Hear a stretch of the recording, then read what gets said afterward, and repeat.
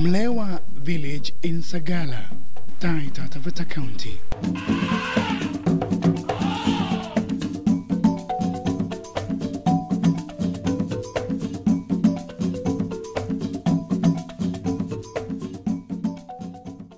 From a distance, all seems calm and quiet.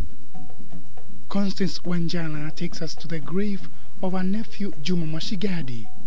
Mwashigadi died in November last year following an attack by an elephant while on a motorbike just a few meters from his house while he was on his way from Voi Town.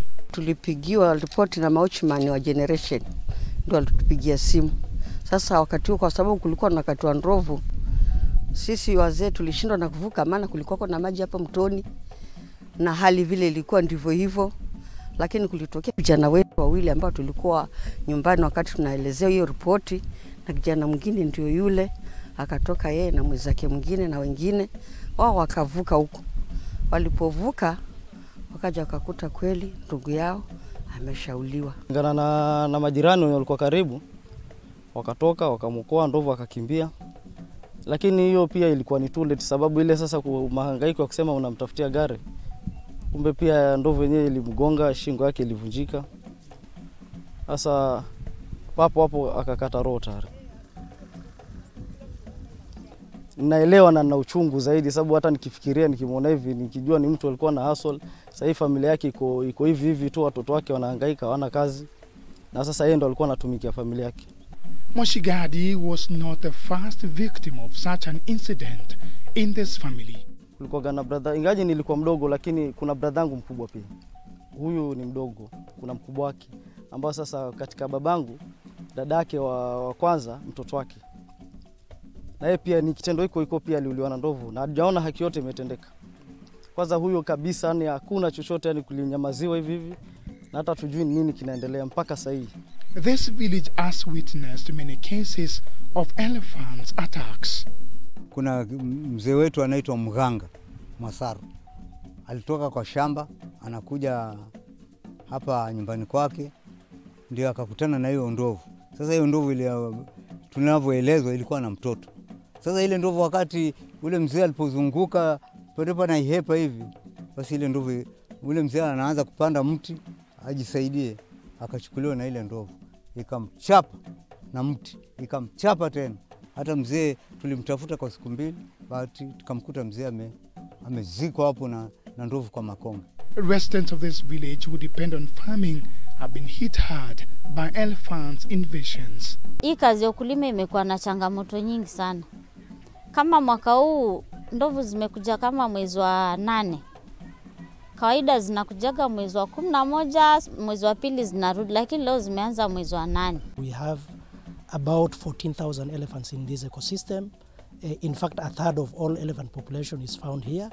And because these elephants move seasonally from one area to the other, like for instance, move from Savo West through community ranches to Savo East, and sometimes they go as far as Tanzania and Mkomazi, they cause a lot of human-wildlife conflict.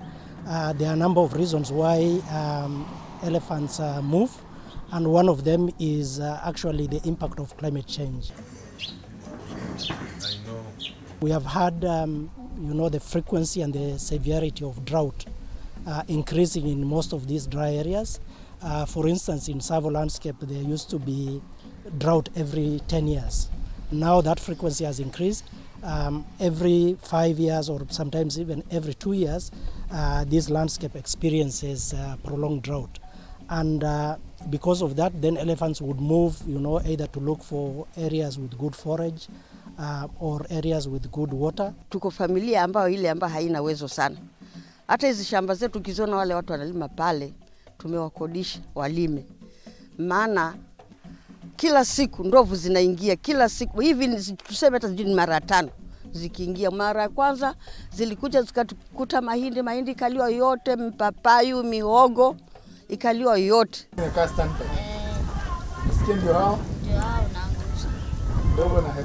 Kama hapa kwetu zimekesha almost, zimekuwa zikipita hapa kama for the past 3 days continuous. Hata hizi 3 days sijalala kabisa, kazi ni kuchunga ndovu. Climate change in this region is said to be one of the major contributors to the drying up of rivers as there is less rainfall, thus increasing the conflict. Water is very, very scarce in this landscape, and a lot of rivers like the Voi River and the Galana River that used to be permanent are now becoming seasonal because of the amount of rainfall this place receives. In the process, the elephants would then, invade communities' farms and destroy crops, which are a very important livelihood for the communities. Farmers bordering Voi River have been forced to dig shallow wells from the sand for their farming needs. In this river, they do not allow sand harvesting so as to safeguard the water below until it rains. Residents of Mlegwa have a reason to smile after a 24-kilometer electric wire fence was erected around their village by WWF in collaboration with other stakeholders. Tunatumaini hii waya pia itatusaidia, itatupatia matumaini ya kufanya ukulima zaidi na tutakuwa tunalima bila wasiwasi. Acha vile unalima alafu unasema mimi sijui kesho kutakuwa aje. Sasa hawa watu wa KWS pamoja na hii shirika tunaiomba nayo itusaidie sehemu ya kijiji chetu hichi cha Mlegwa. Tuwekewe waya hapo. Ndovu tunawapenda, wanyama tunawapenda, lakini kitu tunahofia, tunataka wasisiharibie mimea. Wasisiharibie, yani kuhatarisha maisha ya mwananchi. We have done this under the project of climate adaptation that has been funded by the German government, for which WWF Kenya is now implementing on the ground. This region is sandwiched between Savo West and Savo East National Parks, making it a critical wildlife corridor. Electric wire fencing is seen to be one of the ways to keep the jumbos from attacking people living near the parks and other wildlife dispersal areas. These are fences with about 8 strands, and they are powered by solar. They are not fatal to the animals, but they prevent the animals from going through. Taita Taveta County is more than 17,000 square kilometers, with Savo East and Savo West National Parks occupying 61% of the land. If nothing is done to address climate change in the region, human-wildlife conflict is expected to keep on rising. Dan Kaburu, K24, the voice of nature in Taita Taveta County.